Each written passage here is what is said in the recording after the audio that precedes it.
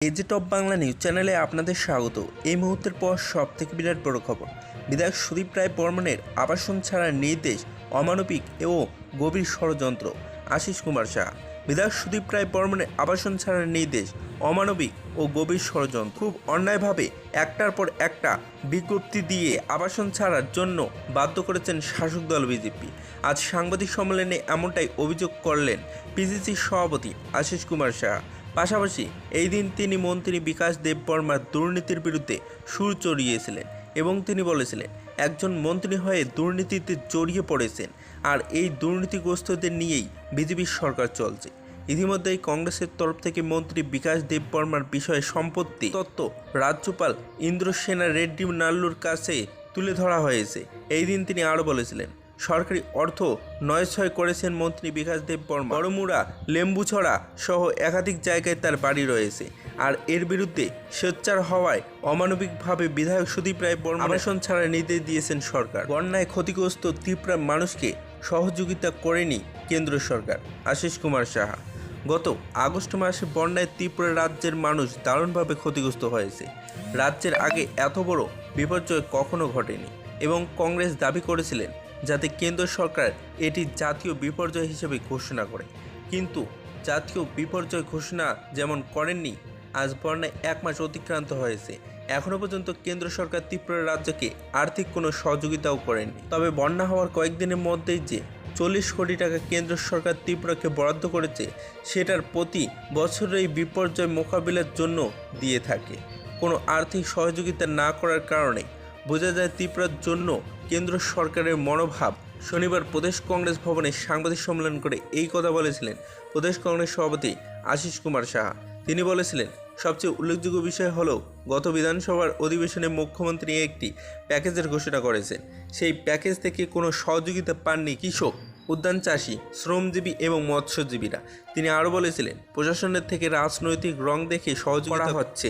সবচেয়ে উল্লেখযোগ্য বিষয় হলো লক্ষ্য করা গেছে গ্রামীণ অর্থনীতির ওপর এই বন্যা পরিস্থিতিতে আঘাত নামিয়ে এনেছে। কৈলাসহরের পিএম জনজাতি গ্রাম উন্নয়ন অভিযান কর্মসূচির সূচনা। শনিবার এক সংক্ষিপ্ত অনুষ্ঠানের মধ্য দিয়ে কৈলাসহরে 59টি জেলাভিত্তিক পিএম জনজাতি উন্নত গ্রাম অভিযান কর্মসূচি সূচনা হয়েছে। লাশহরের ডিএম অফিসে এক সাংবাদিক সম্মেলনে জেলা শাসক দিলীপ কুমার চাকমা সহ জেলার বিভিন্ন অফিসারদের নিয়ে পিএম জনজাতি উন্নত গ্রাম অভিযান এর সূচনা করেছেন। 3 দফার দাবিতে দক্ষিণ জেলা শাসকের নিকট ডেপুটেশন। ভারতের গণতান্ত্রিক যুব ফেডারেশনের রাজ্য কমিটি ও ত্রিপুরা উপজাতি যুব ফেডারেশন কেন্দ্রীয় কমিটির সিদ্ধান্তক্রমে জেলা শাসকের নিকট ডেপুটেশন।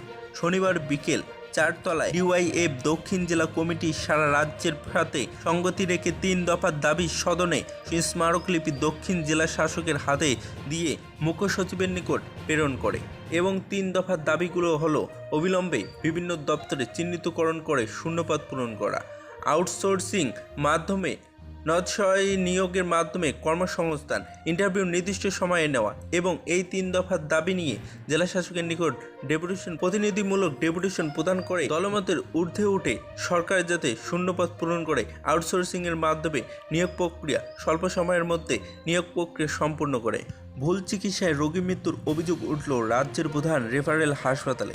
সৃষ্টি হয় উত্তেজনা। রাজ্যের প্রধান রেফারেল হাসপাতালে কর্মযজ্ঞ চলছে জুনিয়র ডাক্তার দিয়ে এবং ফলে কিছুদিন পরপর সংবাদ মাধ্যমের শিরোনামে দখল করেছে জিবি হাসপাতাল লগ্ন পরিষেবা। ভুল চিকিৎসা এবং বিনা চিকিৎসায় মৃত্যু মুখে পড়েছেন বহু রোগী, এমন অভিযোগ আরোহ করে উঠেছে জিবি হাসপাতালে।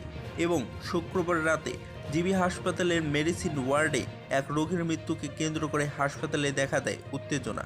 জানা যায় রাজধানীর নাগেরজলা এলাকায় বিকাশ রায় চৌধুরীর নামে এক রোগী 2 দিন ধরে জিবি হাসপাতালের মেডিসিন ওয়ার্ডে ভর্তি রয়েছেন এবং বিকাশ রায় চৌধুরীর মেয়ে সংবাদ মাধ্যমের মুখোমুখি হয়ে জানান শ্বাসকষ্টের জড়িত সমস্যার কারণে ওনার বাবাকে প্রথমে আইজিএম হাসপাতালে নিয়ে যাওয়া হয় এবং সেখান থেকে রেফার করে দেওয়া হয় জিবি হাসপাতালে। জিবি হাসপাতালে ভর্তি করার পর থেকে হাসপাতালে কর্মরত নার্সরা সঠিক পরিষেবা দিচ্ছিল না এবং এমনকি রোগীকে সঠিক সময় ঔষধও দিচ্ছিল না। শুক্রবার রাতে হাসপাতালে কর্মরত জুনিয়র চিকিৎসকরা 2টা ইঞ্জেকশন দিয়ে আসার জন্য বলে এবং ইঞ্জেকশনের 2টি এনে দেওয়ার পর হাসপাতালে কর্মরত নার্সরা একসাথে ইঞ্জেকশন 2টি দিয়ে দেয় রোগীকে। সবুজ ত্রিপুরার জন্য স্থায়ী এবং টেকসই জীবনধারা বিষয়ক রাজ্যভিত্তিক পরিদর্শনীয় আয়োজন। ত্রিপুরা রাজ্যে দূষণ নিয়ন্ত্রণ পর্যায়ের উদ্যোগে সবুজ ত্রিপুরার জন্য স্থায়ী এবং টেকসই জীবনধারা বিষয়ক রাজ্যভিত্তিক এক প্রদর্শনীয় অনুষ্ঠিত হয় শনিবার এবং আগরতলার প্রেক্ষাভবনে অনুষ্ঠিত হয় এই প্রদর্শনী। উপস্থিত ছিলেন মন্ত্রী অনিমেষ দেববর্মা, শিক্ষা দপ্তরের অধিকর্তা এনসি শর্মা সহ অন্যান্যরা। প্রদীপ প্রজ্বলন করে প্রদর্শনীর সূচনা করলেন মন্ত্রী অনিমেষ দেববর্মা।